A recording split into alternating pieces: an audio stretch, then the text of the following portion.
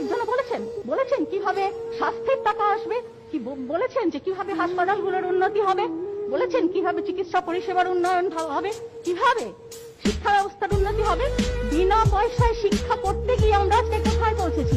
আজকে বাংলা মাধ্যমের সমস্ত স্কুলগুলো বন্ধ হয়ে যাচ্ছে, একের পর এক ইংলিশ মিডিয়াম মাথা চাড়া দিচ্ছে এবং সাধারণ মধ্যবিত্ত মানুষ যাদের খেটে একটা সংসার চালাতে নাভিশ্বাস ওঠে, তারা তাদের একটা সন্তানদের নিয়ে হাজার হাজার টাকা খরচা করে আর কিছু হোক না হোক সেই শিক্ষার জন্য তারা ব্যয় করছেন।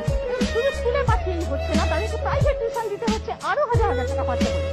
আজকে শিক্ষা ব্যবস্থার এই জায়গা থেকে তারা যেমন বাংলা ভাষাটিও শিখছে না, তেমনি শিক্ষার প্রাইভেটাইজেশনের মধ্যে দিয়ে আলটিমেটলি তারা কোন দিকে যাচ্ছে?